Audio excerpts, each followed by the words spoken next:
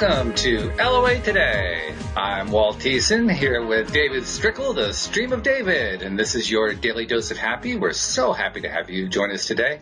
And David's, of course, connecting to us from Palm Springs, California, desert country. We're like in opposite ends of the continent, and we're sharing here on this continent the absolute insanity of Election Day, because this is actually being recorded on Election Day. We're not going to get into the politics or anything like that, but I did want to bring up one thing about it, which is there's a lot of angst going on today, no matter whose side you're on, no matter, even among people who just have no real strong connection one way or another. There's like this, it's almost like COVID all over again. There's this angst that's hanging over people, and people who are talking about, I mean, literally, I'm seeing people online talking about, I can't handle today.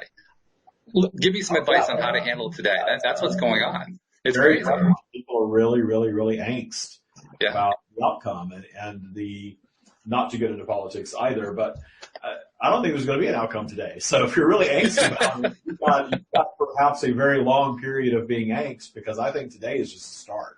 Yeah. Oh, yeah. I'd say at least a day or two before we get results. Yeah. And it's just, well, it is what it is, as they say. But it's also a reminder for those of us who like to talk about and to practice being conscious creators that no matter what's going on, it's up to us to decide how we're going to respond. And that's really what I wanted to make the topic of the show today. How do we respond when we're dealing with, uncomfortable situations, especially those that seem to be societal? Because there's a piece of that says, well, if it's societal, it's outside of my control. I can't control how I'm going to feel about it because it's outside of my control. Except that that's not really true, is it? We always get to control what our responses are going to be. It's just that it seems like you really can't control it. Yeah. Well, it depends on how much power you're giving external forces in your life. If you believe you create your bubble of reality, and that's what law of attraction is all about, and you fully trust that, then whoever wins the election is not really going to have much impact on your life. And I know that when I say that, it sets people off. Oh, yeah. Especially if you say that on Facebook. You can say that any social media. It doesn't matter which one. Any place that you post on, well, Facebook is just because of the interactive nature of it, Right. Yeah. Pile on when you say things like that. What about XYZ and all of this? And, oh, yeah. That's been my answer. And I have lost friendships over that. I've had friends here in Palm Springs months and months and months ago when I really started discovering that I had friends on both sides. People that I like and respect and enjoy in my life. And since I don't attach my well-being to the outcome of the election, I'm okay with them being the way they are, even though if I disagree with them. I have never met anyone that I completely agree 100% with on everything. No, I don't think I have either. Now, the person that makes the most sense to me on television is Bill Maher, but he's an atheist. I'm Channel Source. So of course, I have a big disagreement with him there, but politically, he makes a lot of sense because you can never predict what he's going to say based on his affiliation, which is obvious. And I like that he sees both sides of things and calls both sides. I like that. I don't want to sit and tune into some channel that, and by channel I mean station, that is just telling me what I already think and believe. I always want to see the other side of it and hear the other side of it. And I think that we've fallen into this trap in this country where we want to be soothed. We want to hear what we already think and believe and be soothed into everything that we think is right and our way is right and that the other way is all wrong and that we're all right. Well, we know that the universe is vibrational, therefore it's gray, meaning there's no hard right and hard left on every topic. Certainly not. And most people that I know are all over the place with politics, really, but you have to pick a side. And if you don't that's right. Then you're against me and all of that stuff, and that's what drives people crazy. And then if you try to say that you're detached from the outcome, the next thing that you get is, well, you're privileged, but what about all this other stuff? Oh, yeah. Then there's just, it's a no-win situation. So I had this Facebook post months ago saying you can have differing political opinions and still be friends. In fact, I think it's beneficial to do that. Man, everybody was very polarizing. People came on and said, oh my gosh, can I share this? Because it was a post. the media people that I work with do these beautiful posts. And it was a post. And they wanted to share it. They thought it was great, but that wasn't everyone. Other people came on and completely lost it. How dare you say that? That's not true anymore. If you believe in this, you can't be my friend. And wow, it was just astounding. And I was blocked by people and unfriended by people. And I have people now that I used to see on holidays that I have not spoken to in months because of that one post. I believe it. Yeah. And I still see the continuing, this angst from the same people over and over and over again. It's become their life. Saturday Night Live did a little skit, not this past weekend, but the weekend before, saying, it was all of these anti-Trump people, and they were saying, well, what are we going to do when he's not president anymore? My whole personality is based on hating Trump. What am I going to do? You could probably, create a simpler scene on the other side, because I know just from my experience, my background, by the way, I don't know if I ever told you this, but my college degree is in political science, and I've long had an interest in the topic. And I still, to a small extent, doing that, I like to kind of track the polls and try to calculate what's going to happen in each state and so forth, just because it's fun to do that for me. But I have definitely gotten away from the other side, from which side are you part of?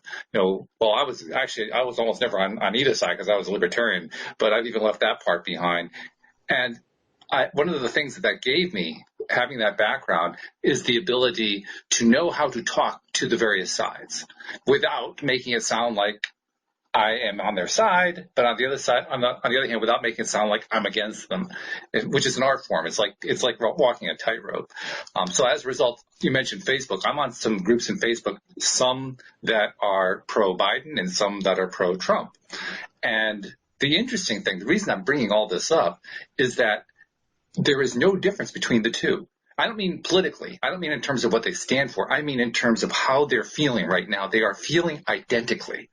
Well, it's the sky is falling mentality that doesn't serve anyone really, and it just serves a further division of the country as far as I'm concerned.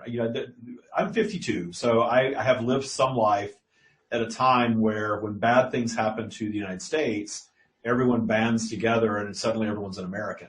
Right. And the last time I remember that happening was 9/11. Sure, that was a 9/11 was major event. For a minute. Yeah. Then it all went to hell after that, it seemed. I remember that, and that was a good time. That was a really, really good time when you realize, okay, we've had an election, the prevailing party, it is what it is, and we're all going to go on, and we're all still going to band together and be Americans first, and not this division. And, I live in California now, and I see people all the time saying, I just wish California would fall off into the ocean. And yeah, well, what's that going to do to the economy of the United States? Yeah. We're actually supporting a good chunk of this country right now with the tax revenue from the state of California. And it's not perfect. I complain about California all the time, but you can't suddenly say that this state is no longer part of the United States because it's got some wacky politics. And I don't disagree with that.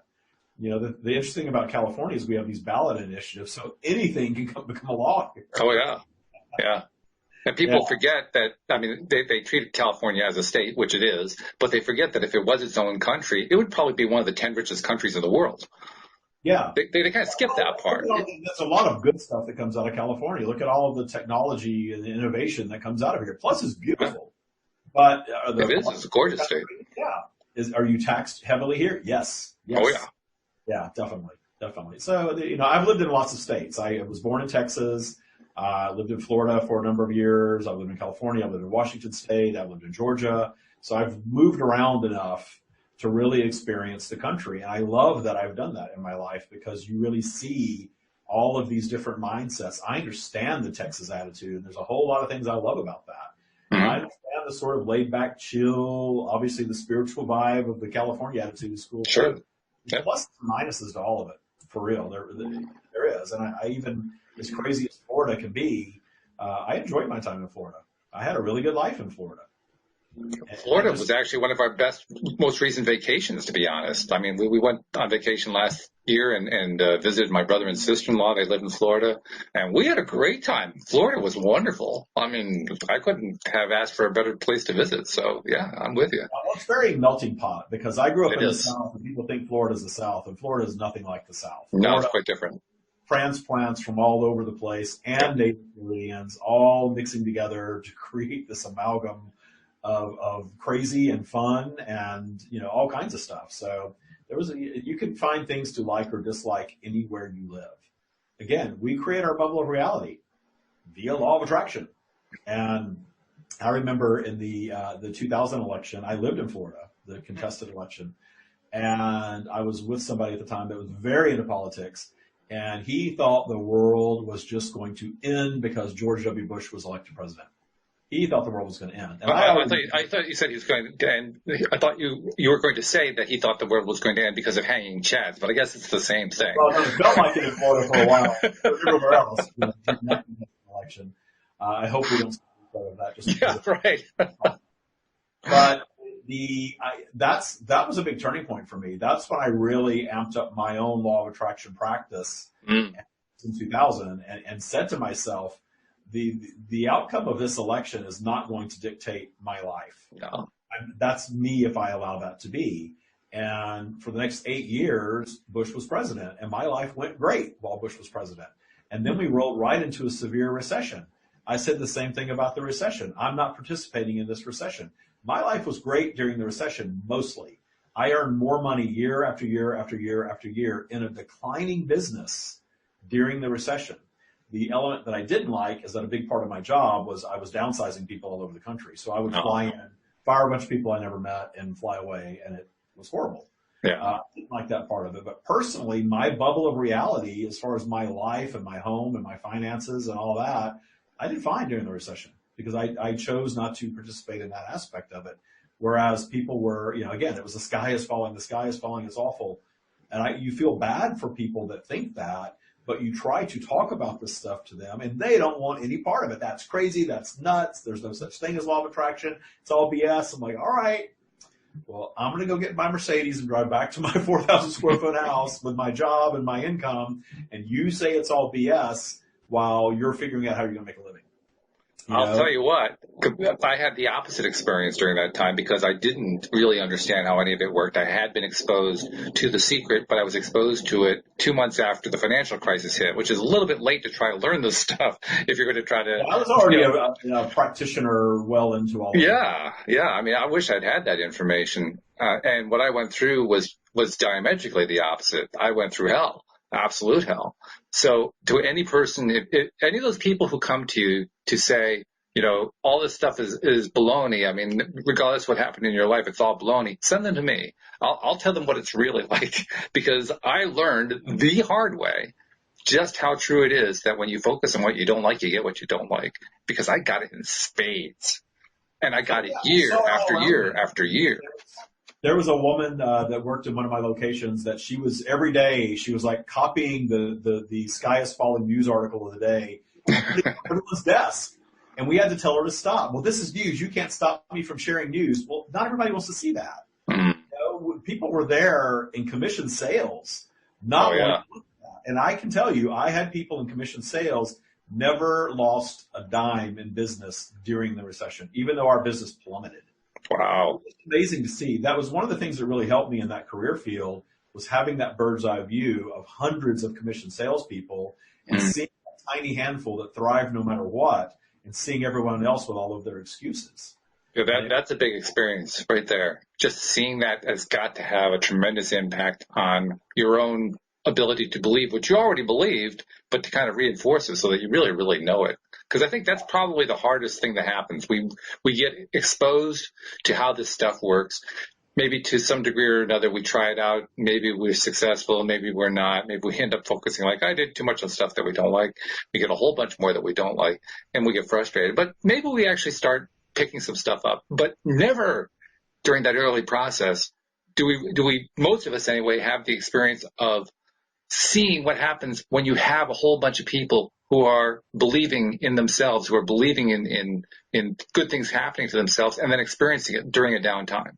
I mean, I don't know how to describe how valuable that is. If I'd had that experience, I would have had an entirely different 2000s experience. Yeah. Just because of that. Well, and it's funny, I just got through reading Rich Dad, Poor Dad. I don't know if you've read that book. It's a great book. Saki, yeah. Got a little bit of law of attraction woven into it. In fact, he even references Think and Grow Rich toward the end. And I read between the lines. I thought it was a very, I agreed with all of it. I loved the message in the book. Mm-hmm. And it's true that right now, the economy, even though we've had all of this going on with COVID, the economy is still relatively okay. It's hanging in, yeah. Stock market's certainly doing well. But there is a section of our society that is salivating for a real estate crash and a stock market crash and a huge recession, because that's when they really make their money. Yeah, that's true. Yeah. And so that's a whole different mindset. So if you're operating where you're living in fear of the next recession, understand that you are going to create your own reality with that. And simultaneously, there's a whole collection of people who've lost their jobs and who are feeling despondent and aren't sure how they're going to pay the rent. And many of them are actually probably facing what some of your clients have faced, where they were homeless and just, drifted at sea and didn't have any sense of how they could ever climb out of anything like that. And it's all happening at the same time. That's the thing I also like to remember. There is no such thing as one economy. Especially in a country this big, there are 330 million economies. Yeah, it's like everything else. It's an illusion. Yeah. The reason the economy goes bad is because the collective fear bubbles up to the level of everybody starts selling off, businesses start cutting employment, and then suddenly, you have your recession. But it was all created via fear in the first place. Exactly. Yeah. So let's go. Let's do a little tire work here. Let's go to the idea of, all right, I'm recognizing that I at least play a role. I won't say that I'm playing the role of somebody who actually totally believes, but I'm willing to shift. I've been experiencing difficulties financially. Maybe I lost my job. Maybe, I got downsized, something like that. And I'm not really sure what's going to happen next, but I'm willing to kind of buy into it. Okay. I'm seeing the value of it. So let's kind of talk through, what do we do now? We're in this kind of netherworld. We're okay. I'm willing to believe, but what do I do? Yeah, well, Taya is a mindset first. It's a mindset practice. So Taya is all about understanding vibrational flow. We're all operating in vibrational flow, and our vibrational flow is impacted by planetary alignment, polarity. It's very much what astrology is rooted in, except astrology is making assumptions that because of your birth year and date and all of that your polarity is going to dictate X, Y, Z. And I think via the law of averages, there's some truth in that study, certainly. But there's a lot of other things that play in your life. If you take that and layer it into law of attraction, which is our vibration is up and down all the time. And sometimes it's due to just plain old polarity. And sometimes our vibration's down because of our thoughts. When we have triggers, and we all have triggers that we develop because we get hurt in life and our ego builds this little wall. I call it the never again wall, that's going to stop us from experiencing that pain again in the future. That little never again wall actually creates what I call an abundance block. Somebody starts a business early on and they get burned. And their ego says, well, you don't ever want to do that again. You don't want to, start this business, make a fool of yourself to your family. Now you owe people money. Now you've got to go get a job. It was a very painful experience. So you're never going to start a business again. Boom, abundance block. And now you're being employed by somebody else for the rest of your life, even though your true desire was to start a business. This is just an example. Of course, you've got an abundance block rooted somewhere. So in Taya, it's not just focus on what you want. Just focus on what you want and you're going to get everything that you want. That's 100% true. Taya, we go a lot deeper than that, though, because what I found after reading The Secret and following some other teachings out there, that wasn't enough for me, because I could meditate and I could, read some books and get really up there and start creating this life that I wanted. The money and material part came very easy to me. I figured that out very early on. But I also thought that money and material things was the answer, was happiness. And then it took me until I was 40 years old to discover that, wait a minute, I have all this nice stuff and I'm still not really happy. Yeah. Other things. That's when I got deeper into law of attraction, because I understood how it worked, but I had applied it in one area and nowhere else. And so I wanted to start fixing the other stuff. So I realized I've got demons. I've got transgressor energy. I've got, my father left when I was 6. My mother was very detached from my childhood. I didn't feel loved. I didn't feel worthy as a child. Then when I was 24, I told my mother I was gay. She never spoke to me again for the rest of my life. Those are big markers of dark energy that are transgressor energy in my life. And those things created branches, and these branches created triggers. So polarity may have my vibration up here. Something came along that reminded me of abandonment or something of that nature. Boom, my vibration's down. So that whole idea of being up in high vibration and just thinking about what I wanted, that worked great up here. But when I'm down here, triggered down by something and hearkening back to painful memories and hitting that never again wall, then suddenly I've got my abundance block. And I had that in several areas. I started a business at 19, and though I learned a lot and never regretted starting it, ultimately I wasn't successful. Then I got into being employed, and I became very successful being employed and stayed in that space for 20 years, but I was never happy in that space. So I had that never again wall about starting my own business. I had to remove that wall to quit my job and start my own business, and then everything was fine. So you've got to face your demons. You've got to get over your abundance blocks first to start allowing yourself to be able to control your vibration, meaning keeping it a little higher and a little higher and a little higher, getting into more of what we call detuning fear, detuning judgment. And when you detune fear and judgment, it's like this. You have fear and judgment over here, and you have trust over here.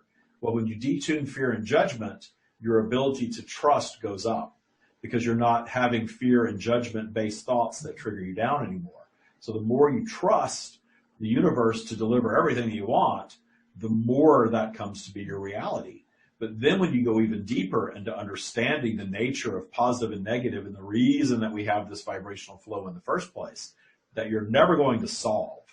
We go really deep into that into Taya. You're never going to solve vibrational flow, because vibrational flow creates this constant expansion via unwanted things, obstacles, storms, disasters, natural disasters, financial disasters, health crisis, all these things that flow into our reality.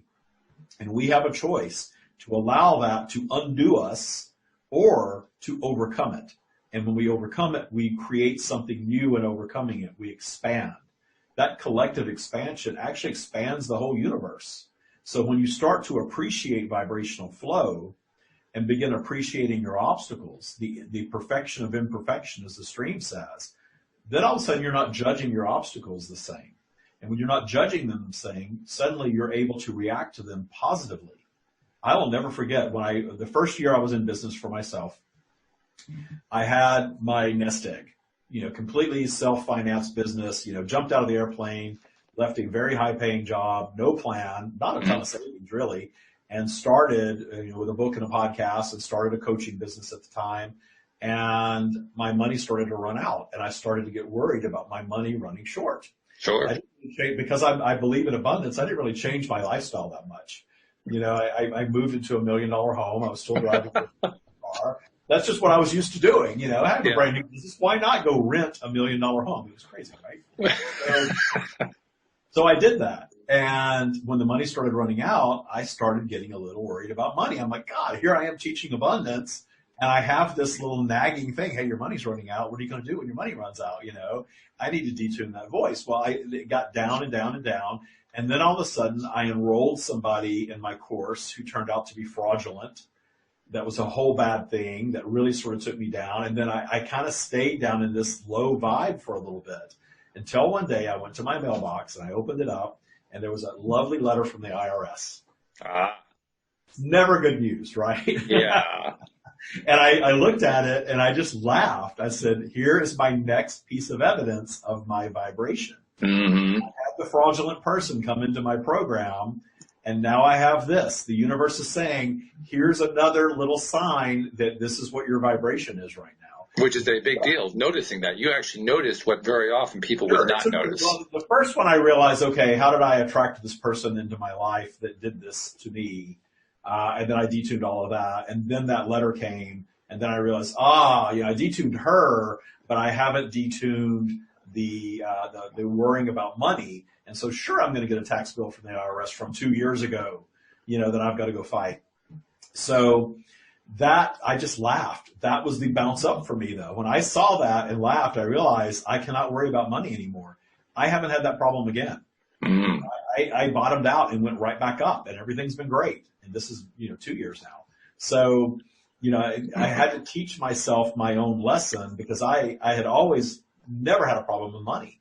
And I had to manifest that money problem so I could be empathetic toward people who are coming to me saying, I want to take your program because I want to learn how to manifest money. To me, it was sort of like, well, I've been able to do that since I was a teenager. That's easy. Well, to them, it wasn't. Now I have more empathy for that person coming in. Sure. Yeah. And so it's like we manifest these little lessons for ourselves that ultimately make us better at whatever we're focusing on being better at. So that's why we have obstacles, to expand because of the obstacles. So now you don't fear your obstacles anymore. You don't fear the next recession. You don't fear the results of the election. You understand that if people choose to lose their minds over whatever happens in these next few days, that doesn't have to impact me. And unfortunately, from a human perspective, everybody's here having their own experience. And Taya can sound very selfish because we are focused on creating our own bubble of reality. But if I don't create a positive bubble of reality and share these tools with the world, what good am I with this information? So if I can share these stories and help someone else not be so freaked out about the result of an election, understanding that whatever the outcome is, first of all, doesn't have to impact you.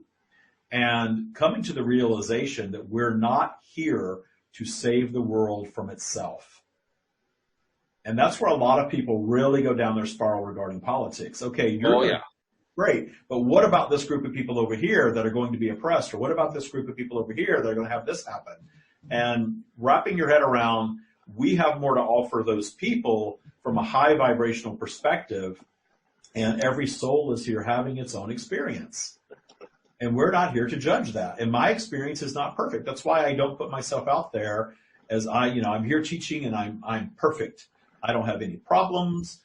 Somebody asked the stream one time, if anything's possible, why doesn't David grow hair on top of his head? I love that question. She actually asked that to the stream. I don't remember what their answer was, but my answer is I'm fine with being bald. And I don't put myself out there as being perfect, and I don't want to come off as perfect. Because I know people that put themselves on Instagram as perfect. Their lives are disasters in the background. They put this image out there of something that's not real. I'd rather say, hey, there's no perfection, but you can raise your vibration. You can thrive no matter what's happening in the world around you. And don't you have more to offer from a high vibration perspective of being okay no matter what and trusting the universe than you do getting down in the muck and saying, oh my God, it's terrible. I can't believe this is happening to those people. And it's going to be awful for me. And it's going to be awful for you. And oh, it's terrible. And we hear that. And then so often all of that sky is falling stuff doesn't even come to be. Which is amazing, especially considering what we know about the law of attraction. It's just like unbelievable. Yeah, well, it's kind of like why do you believe what any politician is telling you? They're all saying what they need to say to get elected, and then once they get elected, they kind of do what they're going to do anyway, no matter who it is. So, that is true. They do. Yeah. I love also the fact that in your Taya teachings, you emphasize the polarity part of it, as you're calling it, or what we often call contrast, or just in basic layman's terms, focusing on a whole bunch of stuff we don't like. And I mention that because, yes, we certainly aren't perfect. And yes, we certainly are going to experience that because that's part of life. But there's also another piece to it. And I think the people who get caught up in politics are a great example of this other piece. And that is, we choose it. We got to recognize that we spend a large chunk of our lives choosing stuff that we don't like.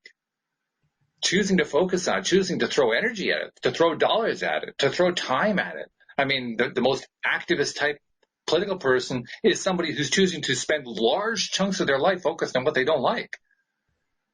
And the interesting part is if you actually ask that person, I like playing this little game sometimes. This is actually something that I do, and I'll just share this with you and the audience. We'll just keep it among ourselves because I don't like to spread it around too much, but I like to mess with people a bit sometimes. And one of the ways that I like to mess with them is to just ask them one little question if I know that they are very politically activist oriented. That question is this: can you tell me what you're in favor of without telling me what you're against? and inevitably they will tell me what it is they're against that they want to stop. And then I'll say, that's great, but that's not what I asked for. What I asked for is, can you tell me what you're in favor of without referring to what you're against? And you can just see the gears stripping as they're trying to find a way to answer that because they're not used to thinking that way. Yeah. And to me, that just demonstrates so clearly how people go all out focusing on what they don't like to the point where they're almost oblivious to the fact that there's actually stuff that they do like. Well, I think about these news channels that are politically slanted, and there's more now. When I was a kid, I don't remember such things. You know, it's kind of like the news was just the news, and it was just the news. It was slanted, but not nearly like it is today. I don't recall thinking it was necessarily slanted. It just seemed like it was just reporting when I was a little kid, like Walter Cronkite.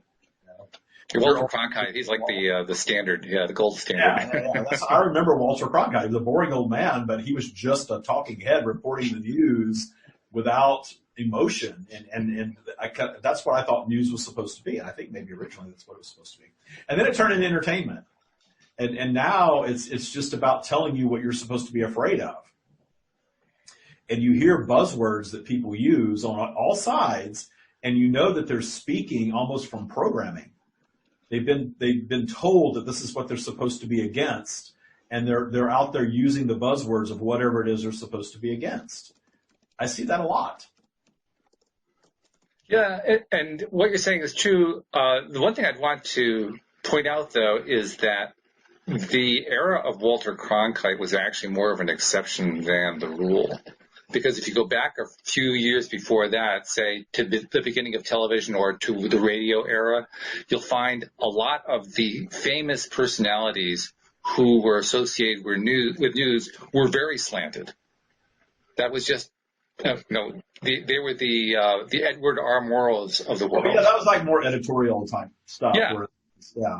But I mean, that was like ever present. That was everywhere. I mean, it was in the newsreels. It was in the radio programs. It was in the newspapers. It was all over the place. So, I mean, the idea of slanted news is actually nothing new. Sorry, President Trump. It really is not a new thing at all. It's been around for a long time. Anyone who's ever studied the history of politics in America, all you have to do is go back to the 19th century. You can find some pretty darn slanted newspapers, let me tell you. Yeah. But there was that era. Somebody wants to create a Taya game, and I think it's a great idea.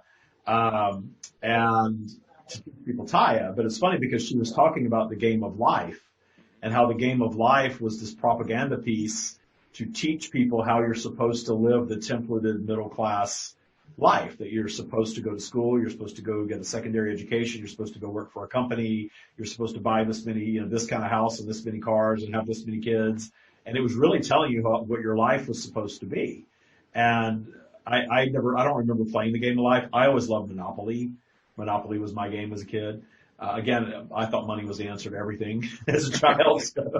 Well, the people around me that had money seemed pretty happy. The kids around me that had money and went to Disney World and went on ski trips and got new, clothes, and when they were teenagers, they had cars. They seemed pretty happy to me.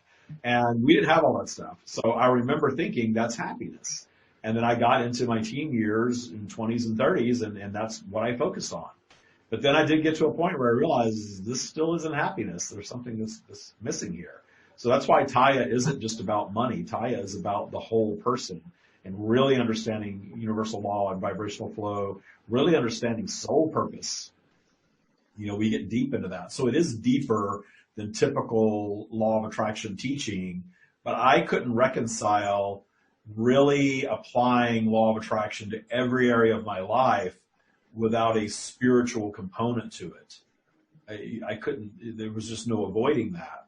But what turned me off to spirituality was all of the fairy dust, the rainbows and the unicorns and all of that end of it was a turn off to me. And I'm still really not that into all of that. I mean, I love the power of positive thinking, and I love love and the feeling of love and goodness. That's all good stuff. But I think we've constructed as humans a lot of human-like entities to try to describe source that are way beyond what source is sharing, that are human. Yeah, that's probably true. Yeah, and I think it does help people. I get it, but I don't want to get so stuck in that and so afraid of humanity. There's so many people in spiritual, I've met so many of these people in the last few years. We don't talk about politics at all. We cannot talk about politics. It's not spiritual. We can't talk about that. That's 3D. I don't live in 3D. I live in 12D. And,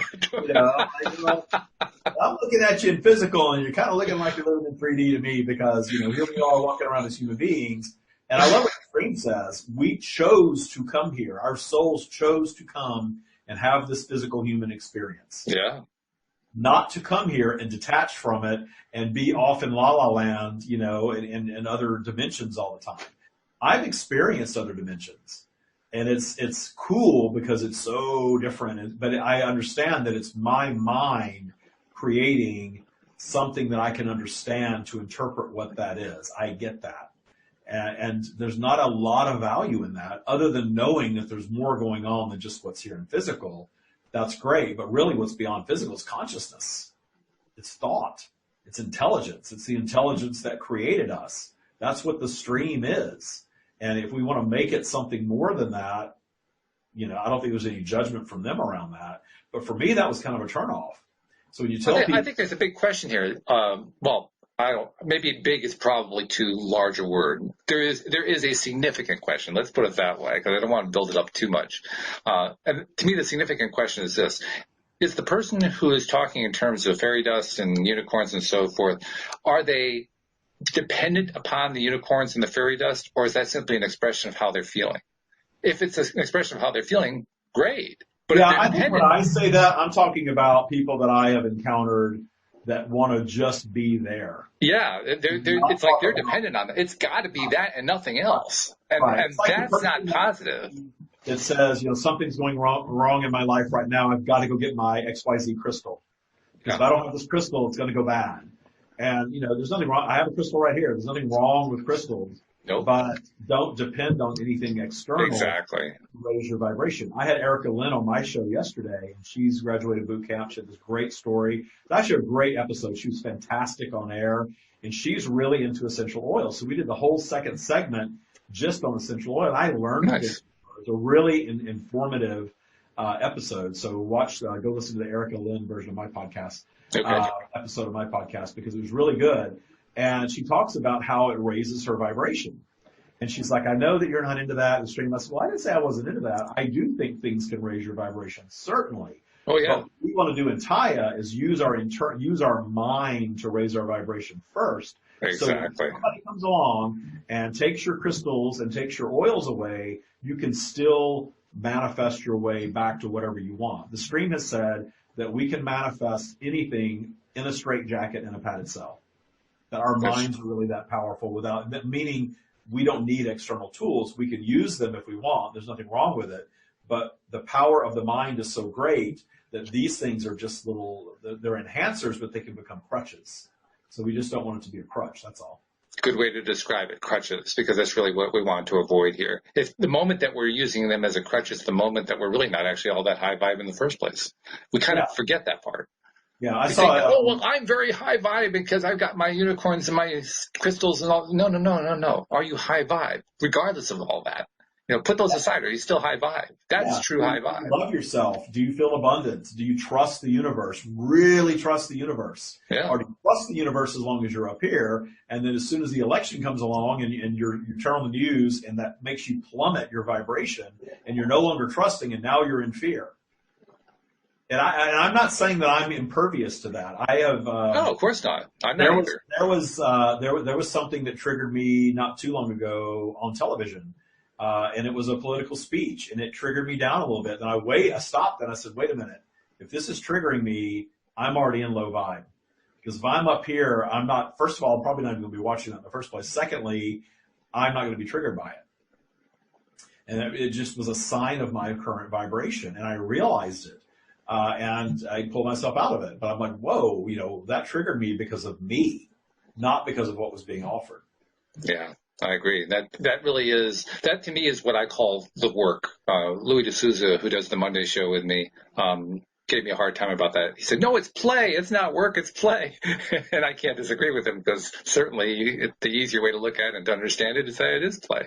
But it does take, let's take it this way. It requires an asserted concentration. You have to actually commit to doing stuff. I refer to Taya as work. I mean, people come in and say, Taya changed my life. It's the best thing. I hear that all the time. It's great. But I will tell people it's work. And I say that it's work because I have encountered plenty of people who say they want to change their lives. I want to change my life. I don't like my job. I don't like my spouse. I'm alone. I'm sick all the time. I want to change my life. Okay, well, here's what you need to do. Okay, well, I don't have time for that right now. I've got this going on and that, and there's no time, and I don't want to spend any money on this either, and I don't want to commit to anything. And okay, fine. How much do you want to change your life? Yeah, it is work, and the work becomes play because you get good at it, but you've got to practice it. That's why we call it the Taya practice, because you get better and better and better with practice, and then it does become play. But you go through a period of unlearning all of the crap that we're taught in our current day society that is rooted in fear and in judgment, which is really rooted in fear. So what you've got to unlearn all of the fear-based thinking that we have. And that's why I love the book we were talking about, Rich Dad, Poor Dad. It's all about taking away all of the fear-based templated thinking and learning to be entrepreneurial, and that anybody can be. Anybody can be. Even if you've had I worked in a corporate job for 20 years. I started out as an entrepreneur, and I actually had a good experience, a learning experience, although I didn't have a great earning experience as an entrepreneur early on. I then wanted just to make money.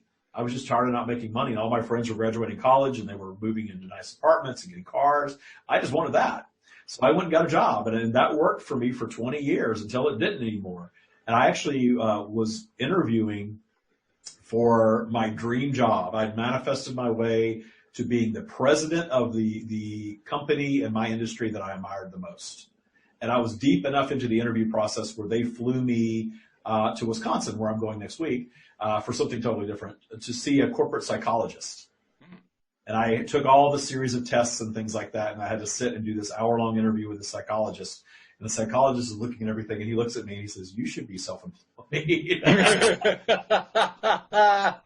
be an entrepreneur." And the interesting thing is that they flew me yet to another interview after that, and then it all fell apart from there because luckily I didn't get the job, because I probably would be doing that right now and not doing what I'm doing. Right.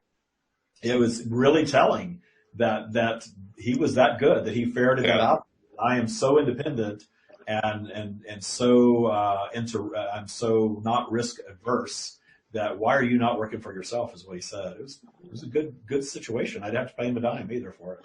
But let's take that little thread, because that's an interesting thread. The way you said it was you were so independent that you really needed to be self-employed. And very often whenever I'll speak for myself, when I thought about self-employment, I wasn't thinking about it in terms of being independent. I was thinking about it more in terms of what can I do? And you raised the question before about purpose of life. That's something I gave a lot of attention to. Spent years trying to figure that out with virtually no success at all until long after I learned about The Secret.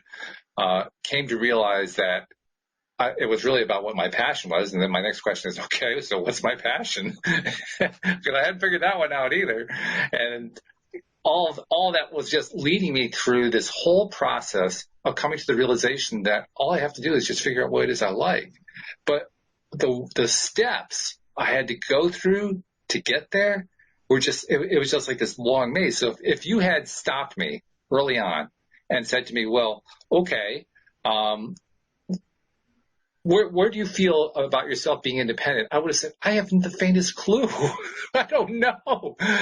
That wasn't even in my calculus. My calculus was limited to a very small world of what's going to work for me. And I bring all this up to say, I think very often when people are playing with the idea of, okay, so what am I going to do differently as I'm working on raising my vibration. I'm working on getting into that higher flying space, but I also know I have to take this internal stuff and start applying it in some way. I have to take certain action steps. And I don't really know which way to go. I don't really know which steps to take yet. And that confused me for the longest time.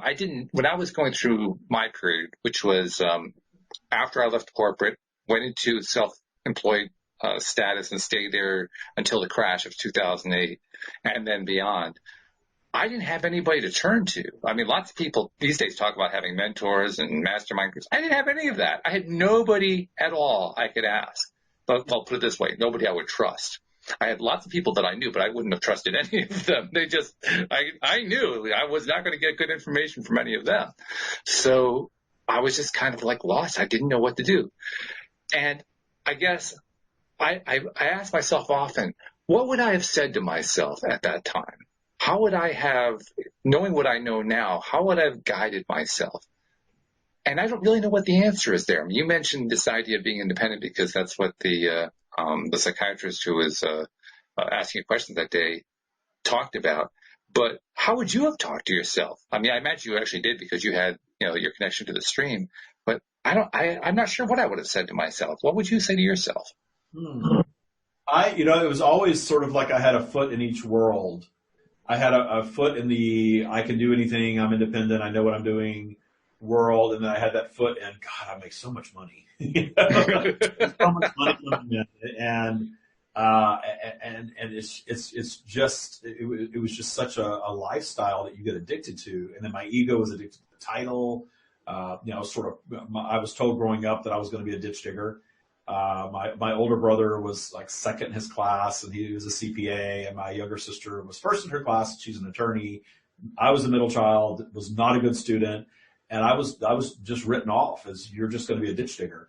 And I had this mission to prove all of them wrong via my ego and this belief via the stream that I could do it. And that created the perfect scenario for me to go on into a career where I made more money than both of my siblings. Yeah. And I remember my father coming to visit me in Seattle, and he saw my house and my car. And he's like, "Oh, my rich son, my rich son." And he was so proud. And I told him I was quitting my job. I was a channel. I mean, all that just blew him away. He's like, "What's the hell thing? What are you doing?" And he thought I lost my mind. And I think he still thinks I lost my mind. And I'm okay with that. But hey, he's like, "How are you doing? How's that going?" I was going, "Great." "Okay, good." Whatever that is you're doing is great. So it was this, I had this little battle for, a good decade or more. And that I had the stream saying, come this way, you can do anything, you can do all this, don't listen to what everybody's saying. But then my ego was holding me in a space that I didn't really want to be in, big salary, big title, proving everyone wrong, being respected by all these people who didn't even know me, which didn't, they respected me because I was their boss. I used to tell people that, my employees always laugh at my jokes. I could tell the worst joke and everyone just, I always thought that was interesting. I'm like, what I'm saying is not even funny. These people aren't my friends. They work for me, and I'm being treated a certain way because I'm the suit that's walking through. And after a while, in the beginning, it really fed my ego, and then it got really old. Sure. It's not doing it for me anymore. And that was around the time that I saw the psychologist that said, you need to be self-employed. And it was really a turning point for me because I had already interviewed for the pinnacle job and it didn't come to be. And then I thought, this is just a clear sign from the universe that this is not what I truly want to do. I had really become successful in my career helping people be successful with the law of attraction. That's how I became so successful. Mm-hmm. I taught efficient salespeople how to do really, really well. And I was good at business. I could find ways to be successful. In the first 10 years, I worked for these two guys that owned all of these locations in this company. And every year, they would make my bonus more and more difficult to achieve. Mm-hmm. And I lived a lifestyle that required me to make my bonus to pay my bills. I always lived above my means. And when you're in that kind of job, it's actually helpful to do so as long as you can meet it. So mm-hmm. living above my means when I was younger was a really good thing. And so I would figure out how to max out that bonus every single time they changed it. And they retired and they sold their locations to the corporate entity. And I thought I was going to get fired because I was making so much money. But the bosses that I had told the new bosses that he figures out how to make money no matter what.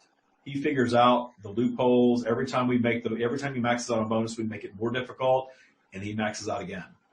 And that was, I believe that was rooted in my belief that I could and I would, and I gambled on that by living a lavish lifestyle. So Yeah, I'm trying to imagine applying that. There's no way I could have applied that in my own life. It wouldn't have fit me at all. I mean, it fit you perfectly, I'm sure. Don't get me wrong. I'm not saying there's something wrong with it. I'm simply saying I'm asking that question again. What would I have told myself if I tried to tell myself that? I know that wouldn't have worked. So what would have worked? I can see myself saying, okay, well, you already have some sense of the value of what we'll call positive thinking. So you got that much. You aren't really sure how to apply it because when you tried to apply it earlier, it really just washed out entirely. So we need to find some way to improve that. But beyond that, how would I have explained to myself the value of staying high vibe? I don't know if I could have that's done that. why when you talk, there are people that are into law of attraction, and maybe some people that watch this and listen to this podcast that aren't into spirituality. Mm. But law of attraction is about energy. And really what spirituality is the consciousness that is beyond physical, that is the creator of all that is, the intelligence, something designed us. And that's where atheists drive me insane. I understand denouncing religion. I did that years and years and years ago, organized religion. But that's where Bill Maher really sets me off, because I think he's such a smart guy, but then he stops at being an atheist and doesn't allow for the idea that there's an intelligence beyond physical that created all of this. What decided that we needed 2 lungs and a liver, and that we needed to breathe air and eat food and drink water, and that we would be born into this environment that's, what decided that? How do you explain that? And atheists can never explain that. So to me, spirituality is just that consciousness that is beyond physical, and it's eternal. And there's a set of beliefs that you just have to believe or not. But believing a certain level of belief beyond physical is the only way to really power law of attraction. Because what's creating for you then? Mm-hmm. Okay, so if you believe in the law of attraction and you want to, and most people get into law of attraction usually for money. It seems to be money, and then relationships, and then health. Some variation. Yeah, those are the big 3. Yeah. 3, and they want to manifest money. They see people like them, a minority of people, but they see people that are like them that are getting what they want. Beyonce comes from nowhere and she's Beyonce. Oprah comes from nowhere and she's Oprah. How do they do that? There's got to be some magic behind that. There's got to be. What is that? It's the belief. I saw a video, I shared it, of Oprah early on when she was starting her very first talk show. You mentioned this to me, yeah. I love that video. Go find it. If I find it again, I'll share it with you so you can share it with everybody. And this guy is saying, well, what if your show's not successful? And she says, I am not defined by my show. My show will be fine. I will be fine if my show isn't fine. I loved it. I'm like, oh my God, she got it so early on. That's why she made the secret what it is because she was truly an aficionado of law of attraction before she called that. Yeah. She got it early on. There's something in her where she got it. Some people just have that where they just get it. On a level, I just got it. But I stifled myself in ways too that I've shared. So you cannot remove the spiritual aspect from law of attraction, but understand that it doesn't have to be fairies and unicorns and rainbows. Right. You don't have to, wear antlers, or whatever. You don't have to do that stuff. It's just that there's a consciousness that's beyond physical, and we have to use our imaginations to comprehend that and know that there's an energy, a force of energy that is going to bring the things that we want if we trust it. And then I created Taya to give people the tools to allow themselves to come to trust it. We're detuning fear. We're detuning judgment. We're allowing our natural source connection through meditation to be realized more often. We're finding ways to trust, and we're finding milestones, little things that we can manifest that allow us to believe and trust more so we can manifest the next level, the next level, the next level, the next level. I think you're right that really it is about the spiritual side, because while you were talking, it all kind of fell in place. What would I actually say to that self, that 25, 30, 35-year-old self, just starting out and going into that kind of downward spiral that was quite painful? I think what I would say is you've long wanted to know what the answers to the eternal questions are. I mean, I quit the church at age 14. I had been asking questions like that for quite some time and been quite rejecting. I mean, my own bout with atheism was basically a rejection of religion more than anything else. And I now realize what I probably needed to know was you can trust what you're getting whenever you go inside. Even if you're getting nothing, you can still trust it, which would have sounded really crazy. But if I had continued to just talk with myself along the lines of learn to trust what's inside, I think it finally would have started to make sense to me, because that's what's made sense to me now.